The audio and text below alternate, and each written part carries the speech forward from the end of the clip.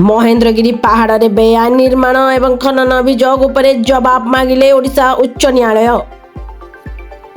गजपति जिला पवित्र महेन्द्रगिरी पहाड़ एवं यार आखपाखरे अनधिकृत खनन अवैध निर्माण व परिवेशगत नष्ट अभियोग आनिथिबा एक जनस्वार्थ मामला आवेदन उपरे मंगलवार ओडिशा हाईकोर्ट राज्य सरकार एवं भारतीय प्रत्नतत्व सर्वेक्षण एएसआई ठारू जवाब लोड़िछन्ति।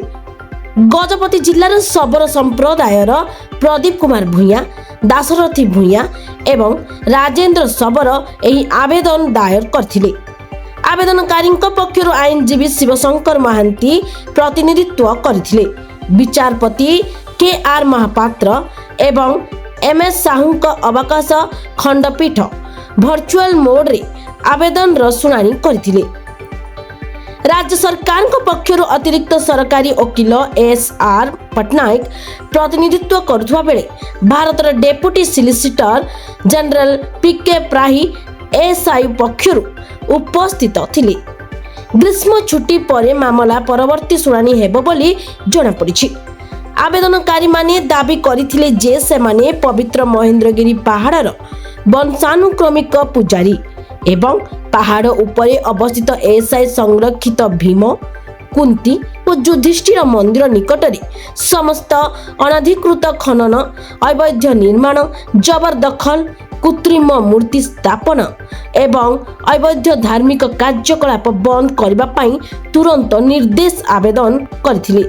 सेमाने प्राचीन स्मारकी, प्रत्नतात्विक स्थल, अवशेष आईन, जंगल आईन व परिवेश नियमावलीर उल्लंघन करी निर्मित होइतिबा अभियोग होइतिबा बेआईन निर्माण को भांगिबा एवं हटाइबा पाई मध्य दाबी करथिले।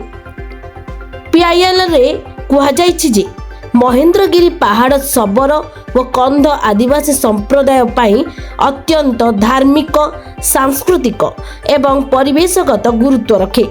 एथिरे अभियोग करा जायथिला जे राज्य सरकार नवेम्बर 2022 रे महेन्द्रगिरी अंचलर 4250 हेक्टर को जैव विविधता ऐतिह्य स्थल घोषणा करथिले मध्य गवेषणा कार्य एवं महेन्द्र आश्रम आଳରେ प्राइवेट पार्टी गुड़िक पुराना ढांचार अवैध खनन, निर्माण एवं परिवर्तन करथिले।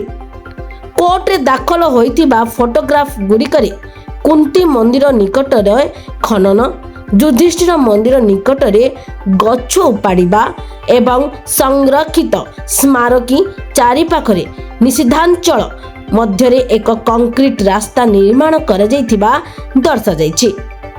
आवेदन रे जून 1 रु जून 13 पर्यंत हेबाकु थिबा प्रस्तावित महेन्द्र मेला उपरे मध्य चिंता प्रकाश करा जायथिला। सतर्क करा जायथिला जे बड़ धार्मिक समावेश एवं रीतिनीति संरक्षित पहाड़ अंचलर परिवेश एवं जैव विविधता को गंभीर भाव में विपर्यस्त करिपारे। एही जनस्वार्थ मामला रे राज्य सरकार गजपति जिलापाल, जिला आरक्षी अधीक्षक, पारଳାଖେମୁଣ୍ଡି बनखंड विभाजनर डीएफओ एएसआई लक्ष्मी बाबा, अंतर्जामी गमांग, भास्कर मंडल वो सन्यासी भूया को पक्षभुक्त करा जायछि। ब्यूरो रिपोर्ट, लक्ष्य मीडिया।